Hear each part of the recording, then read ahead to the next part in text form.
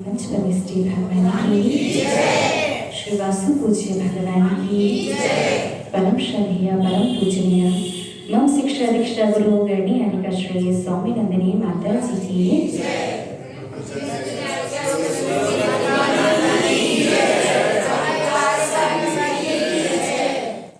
सर्वप्रथम अपन उन मुनियों की वंदना करते हैं जो चतुर्थ काल में दीर्घ और उत्कृष्ट साधना किया करते थे।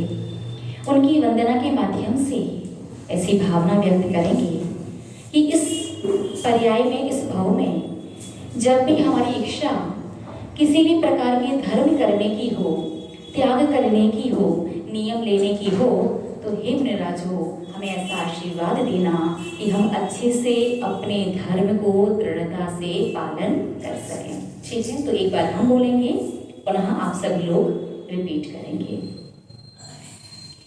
ऐसे मुनिराज देखे वन में, ऐसे मुनिराज देखे वन में, ऐसे मुनिराज देखे वन में, ऐसे मुनिराज देखे वन में, रागी द्वेष नहीं मन में, राग द्वेष नहीं मन में, ऐसे मुनिराज देखे वन में, ऐसे मुनिराज देखे वन में, 4 महीने वृक्षों के नीचे, 4 महीने वृक्षों के नीचे, बूंद सहे छिन छिन में, दूध सहे छिन छिन में, ऐसे मुनिराज देखे वन में, ऐसे मुनिराज देखे वन में, रागी द्वेष नहीं मन में, राग द्वेष नहीं मन में, ऐसे मुनिराज देखे वन में, ऐसे मुनिराज देखे वन में, 4 महीने नदियों के किनारे, 4 महीने नदियों के किनारे, शीत सहे इस तन में, शीत सहे इस तन में, ऐसे मुनिराज देखे वन में, ऐसे मुनिराज देखे वन में, रागी द्वेष नहीं मन में, राग द्वेष नहीं मन में, ऐसे मुनिराज देखे वन में, ऐसे मुनिराज देखे वन में, 4 महीने पर्वत के ऊपर, 4 महीने पर्वत के ऊपर, ताप सहे इस तन में, ताप सहे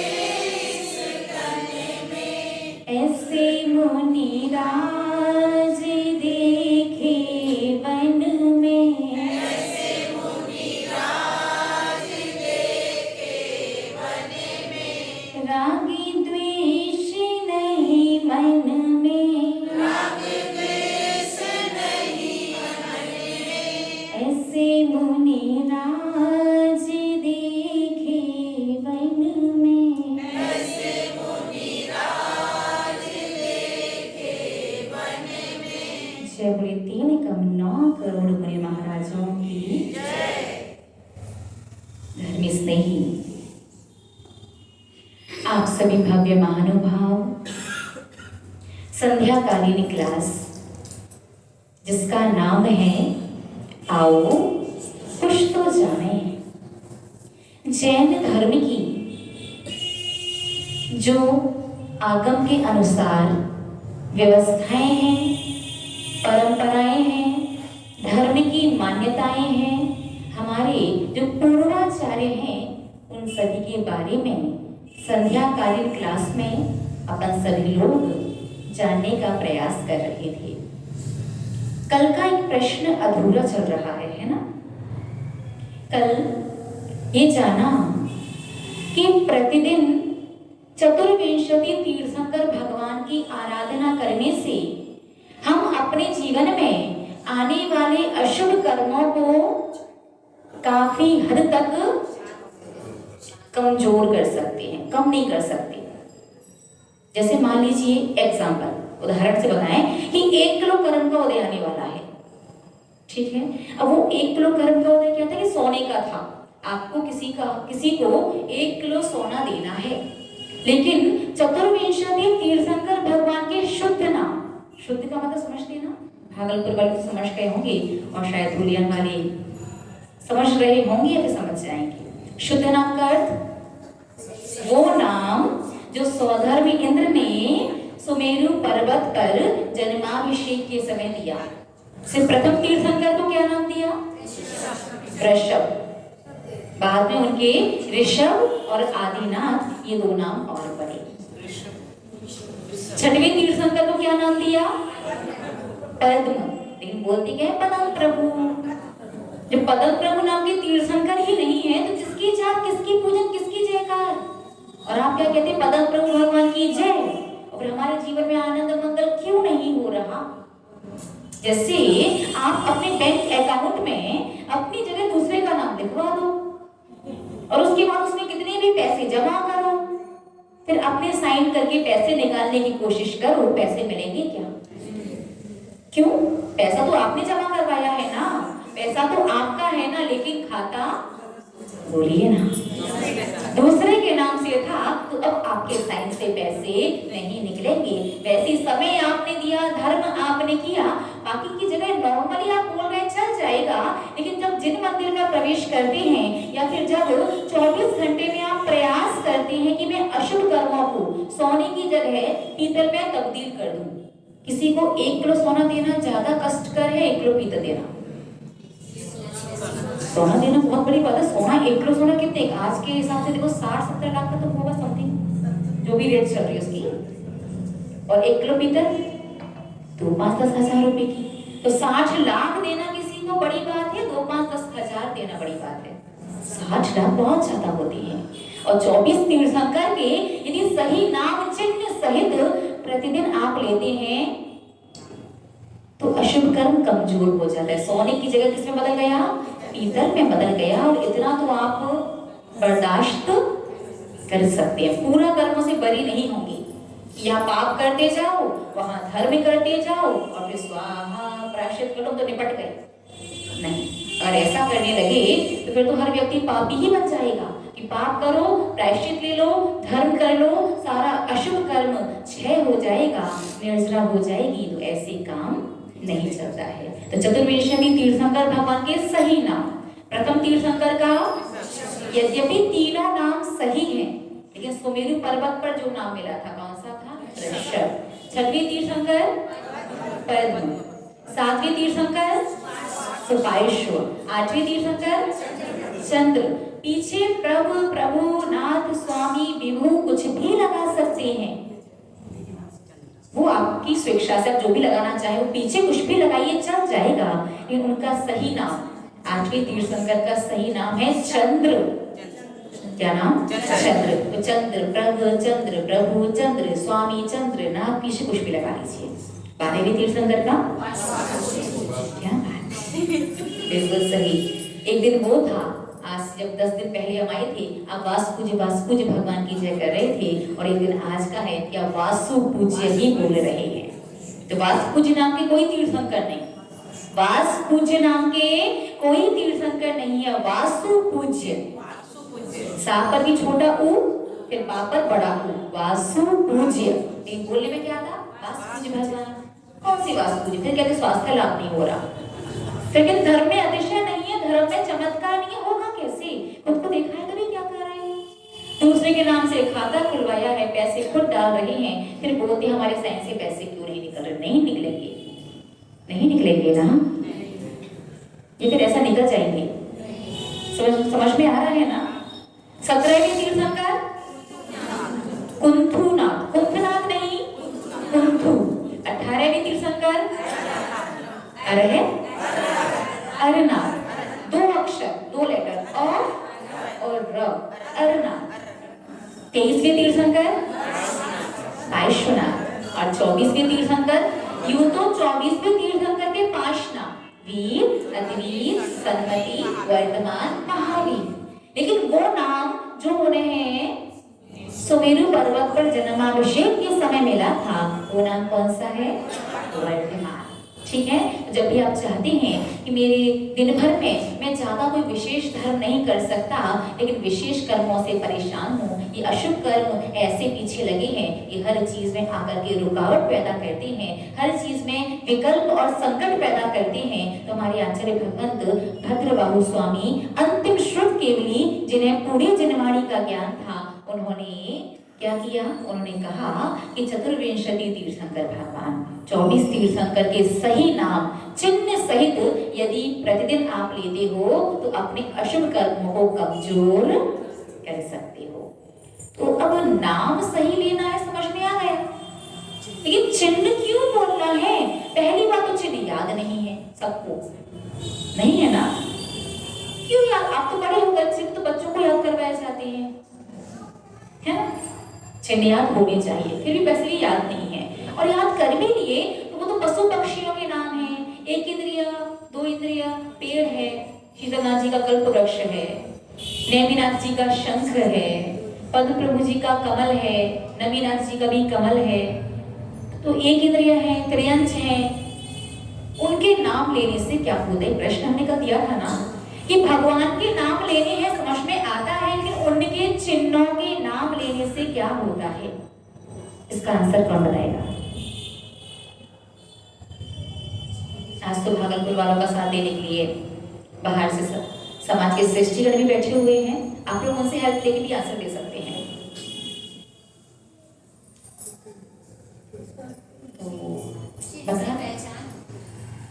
चिन्ह से पहचान, तो किसे पहचान करवानी? हमें तो पता ही ना, प्रथम तीर्थंकर आदिनाथ, चिन्ह भी हम ही स्वयं बोल रहे हैं। चिन्ह से प्रतिमा की पहचान होती है।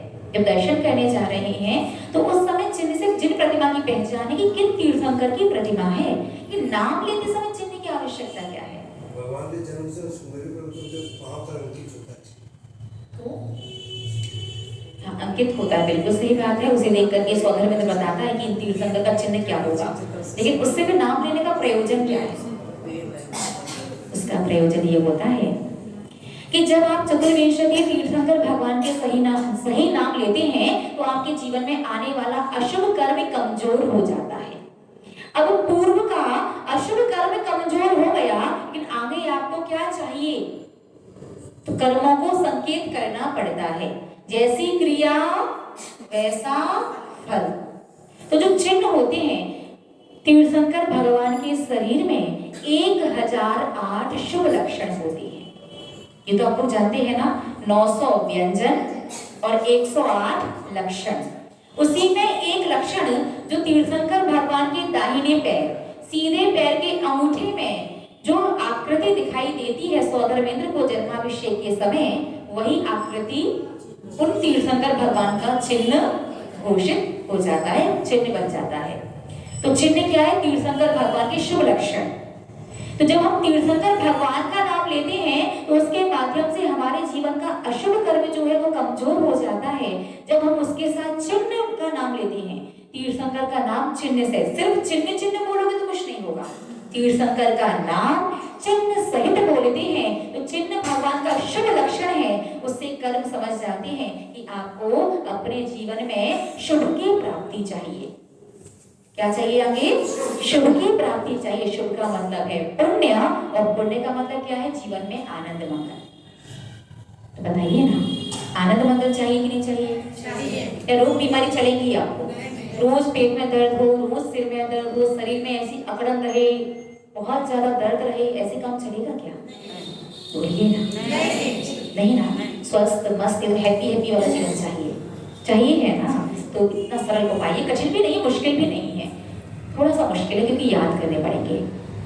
तो आपको 24 तीर्थंकर भगवान की चिन्ह सहित यदि प्रतिदिन आप नाम लेते हैं तो अपने जीवन में आने वाले समस्त अशुभ कर्मों को कमजोर तो करेंगे ही, साथ में ही आप अपने जीवन में शुभ का, पुण्य का संचय करेंगे, जो आपके जीवन में आनंद मंगल का प्रतीक बनेगा। तो कल अपन ने बोले थे, पर आगे आप बोल सकते हैं। और ताली बजाने का लॉजिक भी हमने बता दिया था ना कि कम से कम कितनी बार? 8 बार। ताली बजाने से क्या होता है? अनुमोदना वाला 16% पुण्य तो आएगा ही, साथ में हार्ट अटैक से बचने के चांसेस 95%। मस्तिष्क बुढ़ापे तक सही आओगे नहीं, है ना। जो अच्छे से काम करे तो घर वाले के बैठे रहो साइड से कोने में। अंगूठे में किस चीज के पॉइंट है? मस्तिष्क के। फिर आंख, नाक, कान और गला, ये चीज भी स्वस्थ चाहिए। बुढ़ापे तक चाहती हो दांत और आंत, और दांत ठीक से नहीं भी काम करें लेकिन आंत ऐसा काम करती रहे कि फंक्शन का खाना पचा सको। आज तक 60 साल तक छूटा नहीं है ना, तभी तो क्या है, जो जवानी शुरू ही हुई है, जीवन जीना शुरू किया है। 60 साल तक के लोग यही कहते हैं, उसको नियम ले लो, त्याग कर लो।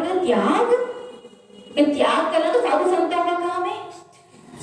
अभी साधु संत त्याग करवाना शुरू कर दे ना तो भीड़, सच में ऐसा है क्या?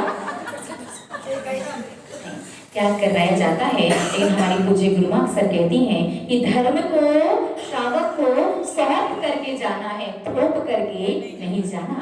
हमारा कार्य सिर्फ आपको बताना और समझाना है। आपको रुचे, आपको जचे और समझ में आए तो आपको उसका अनुसरण करना है, और समझ में ना आए तो भैया आधा घंटे आपने जो धर्म श्रवण किया है उससे आपको कर्मों की निर्जरा वाला लाभ तो होगा ही होगा। तो अब सभा में उपस्थित किन्हीं भी श्रावकों को यदि कोई जिनवाणी से संबंधित कोई प्रश्न हो, कोई जिज्ञासा हो तो आप पूछ सकते हैं, नहीं तो फिर हमें पूछना ही है।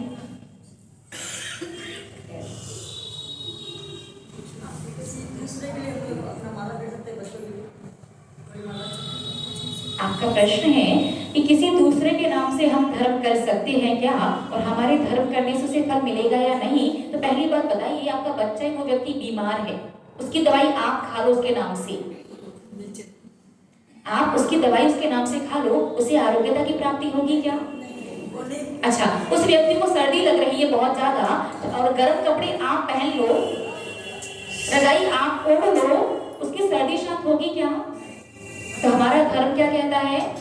जिस व्यक्ति का कर्म कार्य उसे ही करना पड़ेगा, ये है कर्म सिद्धांत। अब उसके बाद होता क्या है, जो अति वृद्ध या अति बाल हैं, बहुत छोटे हैं या बहुत ज्यादा वृद्ध हो चुके हैं, या जिनके अंदर शक्ति, क्षमता और सामर्थ्य नहीं है उस कार्य को करने की, शारीरिक स्वास्थ्य अनुकूल नहीं है, पढ़ना वगैरह उन्हें नहीं आता है, तो उनके लिए उनके नाम से आप धर्म कर तो सकते हो, लेकिन आपके धर्म का पूरा फल उन्हें नहीं मिलेगा। उन्हें क्या लाभ होगा? उनके नाम से जो आप धर्म कर रहे हो उस धर्म की जो पुण्य वर्गणाएं हैं, एनर्जी, ऊर्जा जो होती है ना, वो ऊर्जा उन्हें टच करेगी, और टच करके उनके अंदर सिर्फ भावनात्मक परिवर्तन होगा। कैसा परिवर्तन? भावनात्मक, यानी उनका अंदर से मन थोड़ा शांत हो जाएगा, उन्हें थोड़ा अच्छा लगने लगेगा, धर्म के प्रति रुचि पैदा होगी, और वो थोड़ा बहुत कुछ ना कुछ धर्म करने का प्रयास करेंगे। बाकी यदि अपने कर्म की निरसरा करनी है, अपने अशुभ कर्म को निकालना है, तो धर्म स्वयं ही करना होगा। नहीं तो जिस दिन संसार में किसी के खाने से किसी का पेट भरने लग जाए, उस दिन मान लेना कि हम उसका नाम लेके हम धर्म करेंगे और हमारा किया गया धर्म उसको फल देगा। समझ में आया? नहीं, आप कर लो उनका नाम का, तो थोड़ा बहुत उन्हें भावनात्मक परिवर्तन मिलेगा, बाकी विशेष ऐसा कुछ नहीं है। ठीक है, आपको लाभ पूरा मिलेगा धर्म करने का, कोई बात चलेगा। क्रोध आता नहीं, क्रोध करते हैं। अगर क्रोध सबको आता होता तो संसार में जितने लोग हैं, इतने सारे साधु संत सब क्रोध करते हैं क्या? वो उसके लिए पूरी प्रैक्टिस करनी पड़ती है, स्वयं पर थोड़ा सा अपनी भावनाओं पर थोड़ा सा कंट्रोल होना चाहिए, तो क्रोध अपने आप स्वतः कम हो जाएगा, पूर्णतः छूटेगा तो नहीं। ठीक है। माता जी शांति धारा में नाम लेते उससे क्या फायदा? हाँ, ये विषय थोड़ा सा उलझा हुआ हो गया है। देखिए, शांति धारा में नाम लेने के हम बिल्कुल भी विरोधी नहीं हैं, लेकिन हम इस चीज का समर्थन भी नहीं करते हैं। जब भी शांति धारा, जहाँ पर हम भी श्रावक हम लोगों से बुलवाते हैं, हम शांति धारा बोलते हैं, लेकिन नाम वाली जगह पर हम रुक जाते हैं। श्रावक नाम वगैरह बोल देता है, हम अपने मुख से नहीं बोलते। उसका एक रीजन है। हम एक बात कहते हैं, आपके भगवान की परिभाषा क्या है? जो वीतरागी है, सर्वज्ञ है, ये दो विदेशी हैं। कंफर्म? सही? यही है ना? कोई डाउट? श्योर? वीतरागी, सर्वज्ञ, ये दो विदेशी। सर्वज्ञ की परिभाषा क्या है? जो सबका सब कुछ जानता है।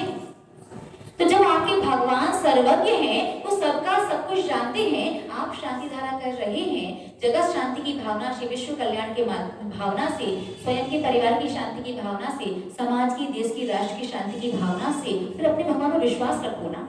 यहाँ तो कह रहे हो भगवान हमारे सर्वज्ञ, सबका सब कुछ जानते हैं, और वहां बता रहे भगवान फलाना फलाना चंद आरोग्यता की प्राप्ति के लिए भूल मत जाना, हमारे घर की शांति पड़ोस में ना पहुंच जाए क्योंकि पैसे मैंने दिए। यहाँ डाउट आ गया, शंका कर ली भगवान पर। कहते तो है सर्वज्ञ हैं, मानते तो है सर्वज्ञ हैं, कहीं ना कहीं डाउट तो। अगर सर्वज्ञ हैं तो फिर नाम लेने की आवश्यकता क्या है? क्योंकि उन्हें तो सबका सब कुछ पता है ना, और नाम लेने की आवश्यकता है, तो कहीं ना कहीं उनकी सर्वज्ञता पर शंका है। तो देखिए, हम इसके विरोध में, इस पक्ष में इसलिए नहीं है क्योंकि बीजाक्षर मंत्र ही ऐसे होते हैं जिनकी धारा श्री जी के मस्तक पर करनी चाहिए। और श्रावक के पुराने चंद के नाम आज तो पुण्य स्मृति जो चले गए, उनके भी नामों से शांति धारा होती है। तो मतलब इसलिए हम इस चीज के पक्ष में नहीं है थोड़ा सा, और विरोध में इसलिए नहीं है क्योंकि श्रावक को धर्म से जोड़ने का वर्तमान में ये एक माध्यम है, सुलभ माध्यम। एक बार उसका नाम ले दो ना, फिर उसे जो आनंद आता है, नाम सुनने में, जी सुनने में जो आनंद आता है, घी खाने में भी नहीं आता। पूरा ध्यान शांति धारा के बीजाक्षर मंत्रों पर हो या ना हो, कि जब नाम आते दोनों कान से एलियन जैसे खड़े हो जाते हैं कि सही बोला, घर का कोई छोड़ तो नहीं, तो पूरे पैसे दिए हैं, क्योंकि तो होते आधे पैसे देंगे कमेटी वालों को, नहीं तो कहिए कल फिर से नाम लेना, होता कि नहीं होता। तो वर्तमान में श्रावक को मिथ्यात्व में जाने से बचाने के लिए भी वर्तमान बहुत सारे मिथ्यात्व के रास्ते खुल गए हैं, वो बहुत आकर्षक रास्ते हैं, तो इन पर जीव आसानी से फिसल करके चला जाता है। तो इसलिए हम विरोध नहीं करते, क्योंकि मिथ्यात्व में जाने से बचाने के लिए ये एक माध्यम है। कोई बहुत विशेष कोई पाप या गलत क्रिया भी नहीं, यदि अपना बोल भी देते हैं ना, तो बहुत ज्यादा गलत भी नहीं है। समझ में आया? तो फिर ठीक है, एक आध नाम बोल दो, इतनी लंबी लिस्ट जो होती है, तो मतलब सच में वो थोड़ा सा विकल्प पैदा कर दिया, तो उससे अच्छा तो लगता है यार शुरुआत में सबके नाम बोल दो, पहले सबके नाम ले लो, और उसके बाद फिर शांति से बीजाक्षर मंत्रों की धारा करो। क्योंकि आप खुद सोचो कि आपका नाम इतना श्रेष्ठ है कि त्रिलोकीनाथ। कभी आप अपने तन की परछाई भी उन पर नहीं पड़ने देते? पढ़ने देते क्या? नहीं पढ़ने देते हैं, और अपने नाम की धारा उनके मस्तिष्क पर कर रहे हैं, और फिर कहते हैं हम तो शुद्ध सम्यक दृष्टि हैं, हमारे जीवन में तो आनंद मंगल रहना चाहिए। कैसे रहेगा जब आपको खुद के भगवान पर शंका है? भगवान कौन है? आपके पिता। और जिस पुत्र को अपने पिता पर शंका हो, तो जो पिता की वसीयत, पिता की संपत्ति पुत्र को मिली है, वो कितनी फलदायी होगी आप खुद सोच सकते हैं। ठीक है ना? तो ये हमारा जिन धर्म में गिव एंड टेक का नियम चलता, जो दोगे, जैसा दोगे वैसा मिलेगा। जोरों से भूख लगी है, भोजन करोगे तो पेट भरेगा, और विष का भक्षण करोगे तो मृत्यु ही होगी। ठीक है? तो ना विरोध ना समर्थन, प्रयास करें। यदि शुद्ध समय दृष्टि स्वयं को मानते हैं, सच्ची श्रद्धा भगवान जिनेंद्र देव पर है, तो आपको नाम लेने की आवश्यकता नहीं है। लेकिन फिर भी आपको संतुष्टि नहीं होती कि एक बार नाम आ जाएगा तो कम से कम भगवान ना सही कर्मों को तो पता चल जाए, और कर्मों को नाम ही पता चले।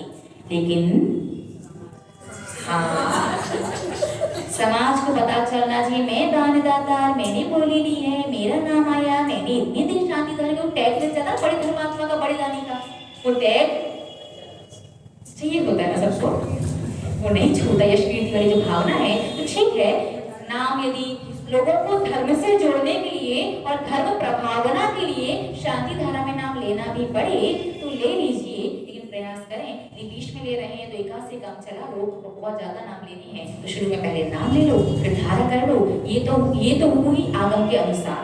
और इसके बाद आती है आपकी सामाजिक व्यवस्था। आपके समाज की जैसी व्यवस्था हो जिसमें विवाद ना हो, उस प्रकार से आपको करना चाहिए। क्योंकि धर्म स्थान जो है, धर्मायतन जो है, वो धर्म करने के लिए है। वहां पर व्यर्थ का विवाद और संक्लेश परिणाम करके अशुभ कर्म का बंद करने के लिए नहीं है। बात समझ पाए ना? विवाद भी नहीं करना है, संक्लेशता भी नहीं करनी है, संक्लेश परिणाम भी नहीं करना है। आनंद और प्रसन्नता के साथ आपको भगवान की भक्ति और धर्म करना है। ठीक है?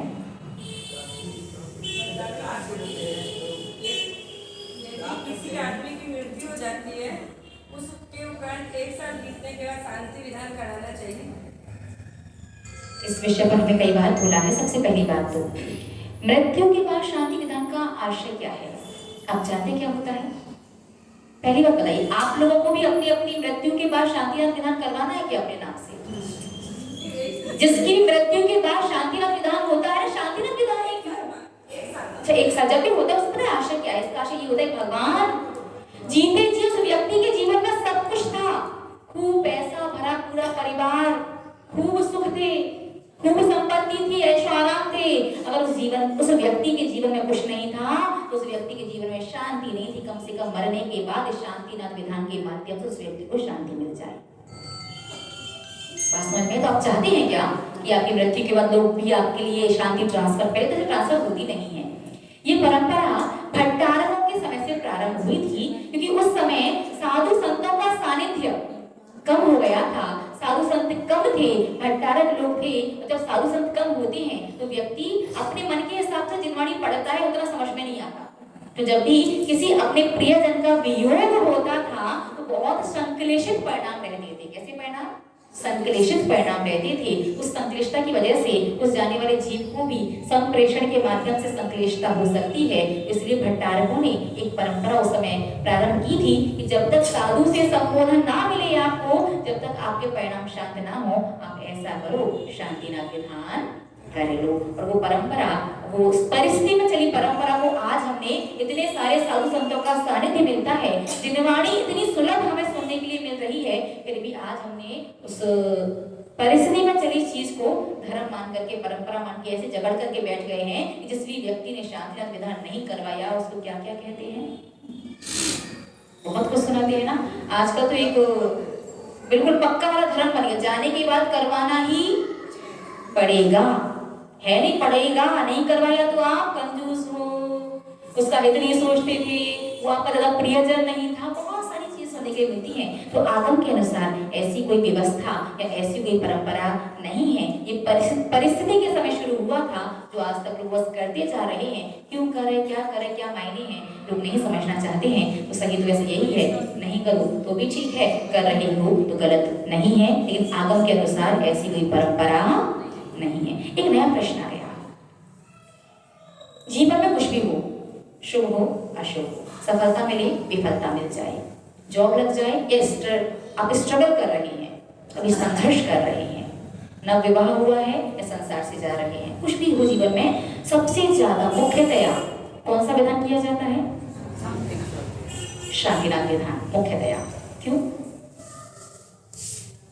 ये वाला आंसर मत देना कि भगवान पुष्पदंत से भगवान धर्मनाथ तक धर्म का बीच बीच में विच्छेद हो गया था, और भगवान शांतिनाथ से लेकर के भगवान महावीर स्वामी तक एक धारा में धर्म प्रवाहमान रहा था, इसलिए हम शांतिनाथ विधान करते हैं। ये आंसर बिल्कुल पूर्णतया सही नहीं है। ये बात तो सही है कि भगवान शांतिनाथ के बाद धर्म का विच्छेद नहीं हुआ। विच्छेद समझते हैं?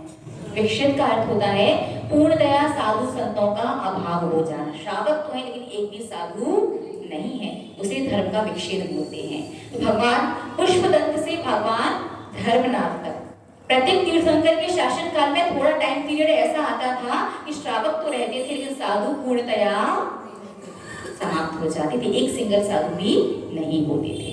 लेकिन भगवान शांतिनाथ से लेकर के भगवान महावीर स्वामी तक ऐसा बिल्कुल भी समय नहीं आया कि एक भी साधु ना हो। तो प्रश्न ये है कि शांतिनाथ विधान ही क्यों, या फिर ये बता दीजिए, अभिषेक के बाद जो धारा करते हैं उस धारा का नाम शांति धारा क्यों है, जबकि उस धारा में मुख्यतया विशेष रूप से कौन से तीर्थंकर का नाम लेते हैं? श्रीमद पार्श्व तीर्थंकर है। किसका नाम? श्रीमद पार्श्व तीर्थंकर है। पार्श्व भगवान का नाम लेते हैं, लेकिन धारा को क्या कहते हैं? शांति धारा। क्यों? समय पूर्णता की ओर है। इस प्रश्न का उत्तर आपको कल लेकर के आना है, जरूर से, ध्यान से। सबसे पूछना, जिसने भी शादी विधान करवाया ना संसार से जाने के बाद, लगभग सबने ही कभी ना कभी किसी ना किसी के नाम पर तो करवाया ही है। सबसे पूछना शांतिनाथ विधान ही क्यों? और भगवान की धारा होने के बाद, अभिषेक होने के बाद जो धारा हो रही है उसका नाम शांति धारा ही क्यों है? ये दो प्रश्नों के उत्तर आपको लेकर के आने हैं। एक प्रश्न आपसे,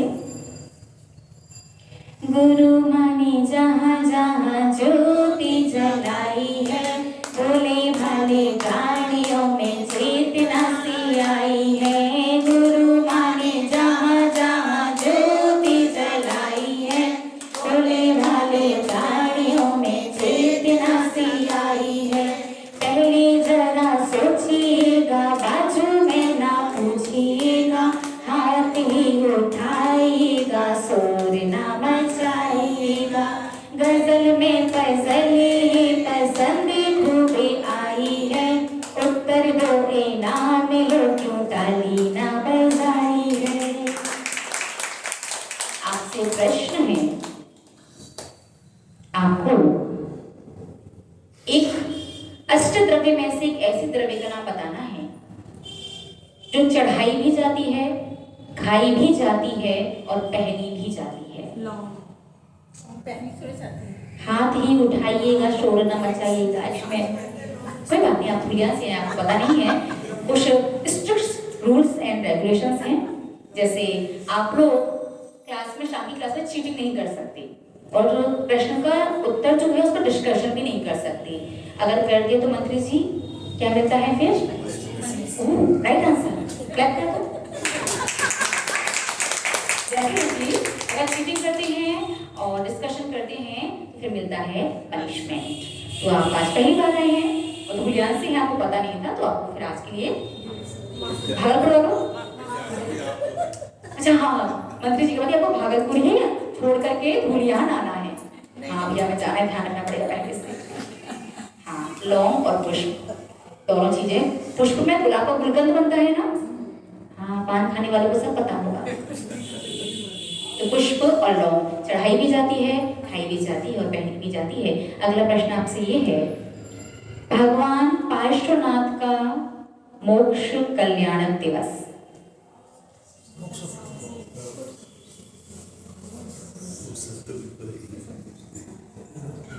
आंसर सबको आते हैं। हाँ, सबके खड़े से मैं दिखाई नहीं दे रही। लक्ष्मी ने आंसर दिया, क्या आंसर दिया? श्रावण शुक्ला सप्तमी। बिल्कुल सही जवाब। अब आप सोचोगे माती ने इतना इजी सा प्रश्न पूछा, उसका रीजन है श्रावण शुक्ला सप्तमी को दिन लोग जो है वो दो नामों से जानते हैं, मोक्ष सप्तमी और मुकुट सप्तमी। और श्रावण को लगता दोनों नामों का एक ही मतलब है, दोनों नामों का एक मतलब नहीं है। श्रावण शुक्ला सप्तमी वाले दिन दो व्रत आते हैं, मुकुट सप्तमी व्रत और मोक्ष सप्तमी व्रत, और दोनों ही व्रत अलग अलग हैं। मोक्ष सप्तमी व्रत जो है वो भगवान पार्श्वनाथ के मोक्ष जाने से है। भगवान पार्श्वनाथ स्वामी मोक्ष गए, इसलिए मोक्ष सप्तमी व्रत। और मुकुट सप्तमी जो है वो भगवान आदिनाथ का श्रावण शुक्ला सप्तमी के दिन विशेष अतिशय हुआ था, इसलिए मुकुट सप्तमी व्रत भगवान आदिनाथ का व्रत है। मतलब समझ में आया? अगर आपने मुकुट सप्तमी कह करके व्रत लिया है तो आपको भगवान आदिनाथ की पूजन करनी है, आदिनाथ की जाप लगानी है, व्रत आदिनाथ का है। और यदि आपने मोक्ष सप्तमी कह करके लिया है तो आपको भगवान पार्श्वनाथ की पूजन करनी है, भगवान पार्श्वनाथ की जाप लगानी है, क्योंकि मोक्ष सप्तमी व्रत भगवान पार्श्वनाथ का है। हमने इसीलिए आपसे तिथि पूछी थी ताकि हम आंसर सुन तो सकें कि आप लोग क्या देते हैं। मोक्ष सप्तमी, मुकुट सप्तमी या श्रावण शुक्ला सप्तमी, क्योंकि सही आंसर है श्रावण शुक्ला सप्तमी। अगला प्रश्न आपसे, वैसे इजी सा पूछना है। वे कौन थे जिन्हें वस्त्र उतारते ही केवल ज्ञान हो गया? वे कौन थे जिन्हें वस्त्र उतारते ही केवल ज्ञान की प्राप्ति हो गई थी?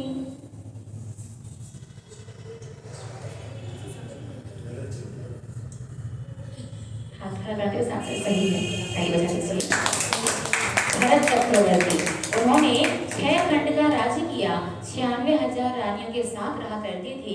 फिर भी उनके अंदर अपनी गृहस्थी में रहने के बाद भी ऐसे वैराग्य में परिणाम थे कि यहाँ वस्त्र उतारे नहीं कि अंतर मुहूर्त में उन्हें केवल ज्ञान की प्राप्ति हो गई थी। तो घर में रह करके उनके परिणाम कैसे थे, उनका पूरा जीवन कैसा था, और भरत चक्रवर्ती बनने तक की उनकी यात्रा कहाँ से प्रारंभ हुई थी और कैसी रही थी, इस विषय को आगम के परिप्रेक्ष्य में समझेंगे कल।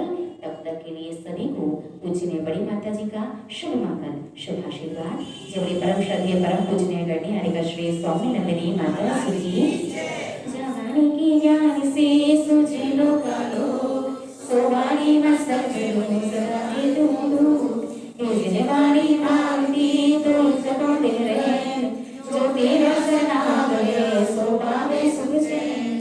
देव जोड़ी नंद को